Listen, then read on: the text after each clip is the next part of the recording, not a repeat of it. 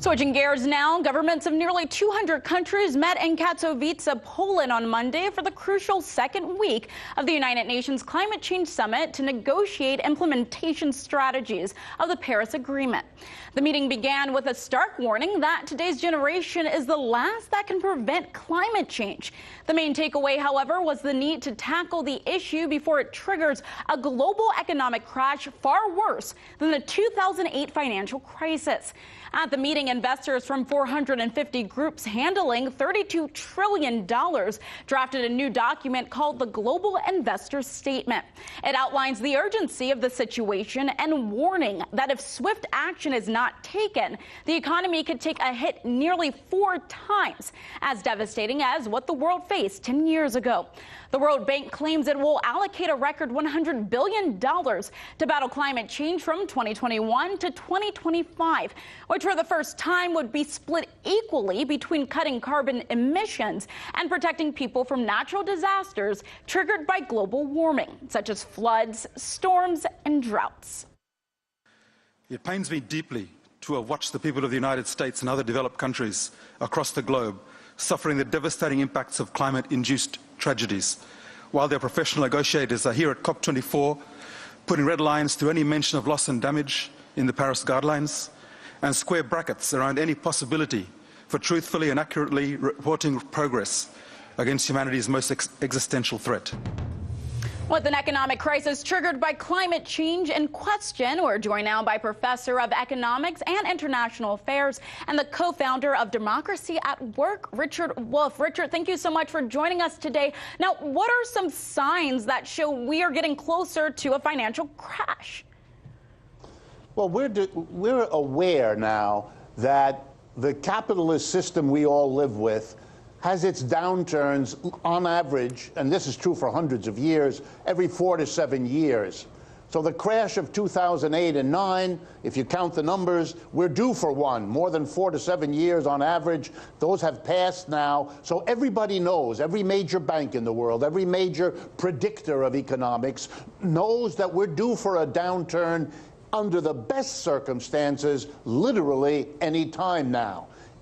On top of that, you have economic pressures coming from climate change, such as droughts and floods and interruptions of agricultural cycles so that our food and raw materials are not forthcoming, etc. You are doing exactly what the people in Poland told us at that conference, which is you are making the risk of a very extreme downturn, like 2008, perhaps even like 1929, Richard, the worst one ever, coming back. Richard, speaking on the 2008 crash, experts are saying, like you're saying, this crash will be far worse than in 2008. So some suggest ending fossil fuel subsidies and placing taxes on carbon, it could save the economy. What do you say to that? Yes, these are old ideas. They've been pushed for a long time. But what you have is a conflict between what we need as a people and what is profitable for the companies that produce coal, for the companies that produce and burn fossil fuels, and to guard their profits and to keep their hands on control of the economy. They don't want to give up, even if it costs all of us. And now you see literally trillions and trillions of dollars managed by people who, for the sake of their own future, are pleading with the private interests and the private companies invested in it to relent and to give up and to do something that they really ought to have been doing long ago, which is putting the welfare of the people ahead of the profits for the few investors that they represent. And that makes sense, Richard. Experts are saying the global economy, if we see this recession take place, it could cause the economy to lose $23 trillion per year. For the average person who isn't well versed in economic jargon, what does this mean exactly, and what does this look like?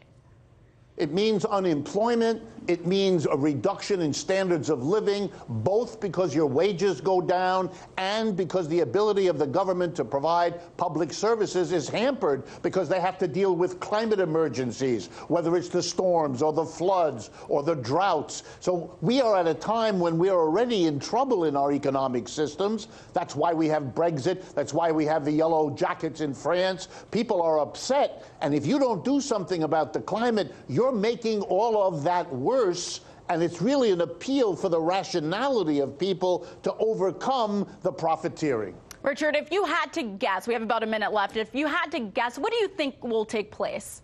Do you think that the government will listen to these investors and what they propose, or are things just going to continue as they've been going? It seems to me that I would have to put my money, sadly, on the latter. We now have an explosion of nationalism, whether it's Mr. Trump or it's the Italian government, or you search almost anywhere. Politicians are thinking they can get out of the difficulties we have as a world by pushing for their own country. The irony is it's exactly the opposite. To deal with global warming, you have to have everybody together. If the United States pushes for coal, to burn coal, which the Trump administration is doing, it pollutes the whole world. So the odds are not good. My hope, the little bit of faith I have, is from France, where masses of people forced the government, despite everything, to change its policies. My hope, and the only hope I think we have, is for movements of people to say, enough is enough. The good for the majority is worth constricting the profitability for a small minority. Well, Richard, let's hope that the government takes heed to what these investors are proposing. Thank you so much. Thank you. Hey YouTube, thanks for checking out our channel. We hope you enjoyed the video. We have tons of content for you just like this. For more of RT America's one-of-a-kind news and analysis, be sure to subscribe and never stop questioning more.